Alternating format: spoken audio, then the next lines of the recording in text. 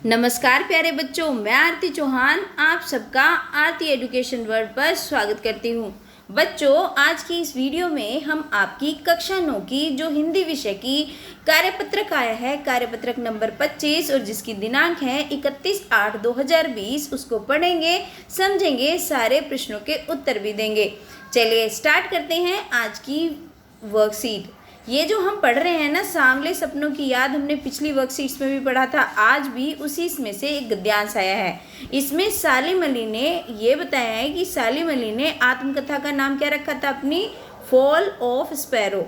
अब वो बता रहे हैं कि मुझे याद है जब D.H. लॉरेंस मरे थे, उनकी मौत के बाद जो उनकी पत्नी थी फ्रीडा लॉरेंस, एक्चुअली जो D.H. लॉरेंस एक बहुत बड़े राइटर थे, नोवेलिस्ट थे इंग्लिश के, और उनकी पत्नी थी फ्रीडा, तो वो भी पक्षियों से प्रेम करते थे।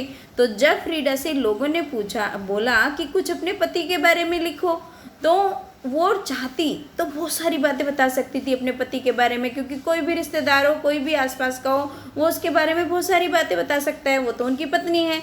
लेकिन उन्होंने बोला कि मेरे लिए लॉरेंस के लिए लिखना असंभव है, और मुझे ऐसा लगता है कि मेरे छत पर बैठने वाली जो गोरैया हैं वो लॉरेंस के बारे में ढेर सारी बातें जानती हैं, मुझसे भी ज़्यादा जानती है। वह सचमुच इतना खुला और सादे दिल का आदमी था। मुमकिन है लॉरेंस मेरी रगों में, मेरी हड्डियों में समाया है, लेकिन मेरे लिए कितना कठिन है उसके बारे में अपने शब्दों को जामा पहचाना। मुझे यकीन है कि मेरे छत पर बैठी गोरैया उसके बारे में और हम दोनों के ही बारे में मुझसे ज़्यादा जानकारी रखती हो। ठीक है, ये तो हमारा था गद्यांश। अब देखते हैं इसके जल्दी से क्वेश्चन आंसर्स। सालिम अली ने अपनी आत्मकथा का क्या नाम रखा? अभी तो पढ़ा हमने। सालिम अली ने अपनी आत्मकथा का नाम फॉल ऑफ स्पैरो रखा, राइट। चलिए अब देखते हैं दूसरा क्वेश्चन क्या है। लोग लॉरेंस की मौत के बाद उनकी पत्नी से क्या कह रहे थे? तो लोग लॉरेंस की मौत के बाद पत्नी फ्रीडा से चाहते थे कि फ्रीडा लॉरेंस के बारे में कुछ लिखे, कुछ बताए लोगों को उनके बारे में। चलिए तीसरा क्वेश्चन, फ्रीडा ने लोगों की बात का क्या उत्तर दिया? उसने ऐसा क्यों कहा? तो फ्रीडा ने लोगों से बोला, मेरी छत की गोरैया मुझसे ज़्यादा लॉरेंस के बारे में जानती होगी, मेरे लिए लॉरेंस के लिए कुछ लिख पाना मुश्किल है।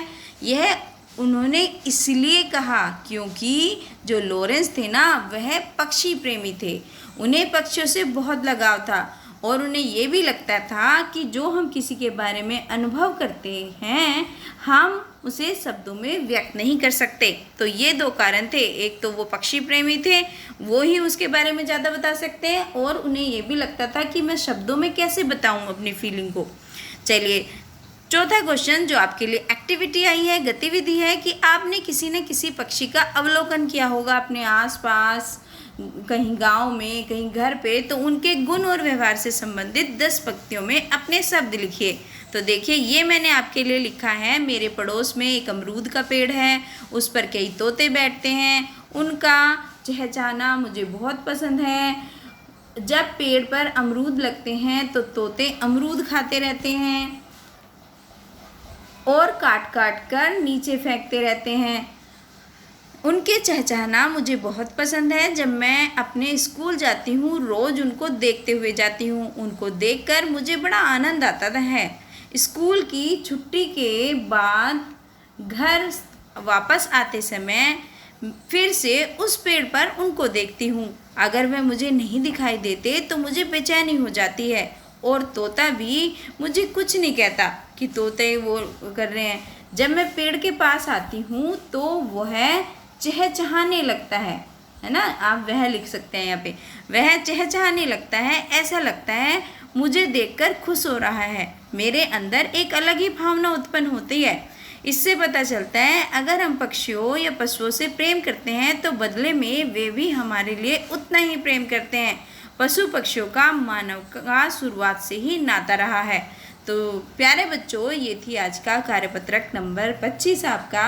अगर आपको वीडियो से हेल्प मिली है, आपको मेरा पढ़ाया हुआ समझ में आता है, तो वीडियो को लाइक कर दें, चैनल को सब्सक्राइब कर लें, और अपने कम से कम 20 दोस्तों को शेयर करना बिल्कुल ना भूलना। Thank you.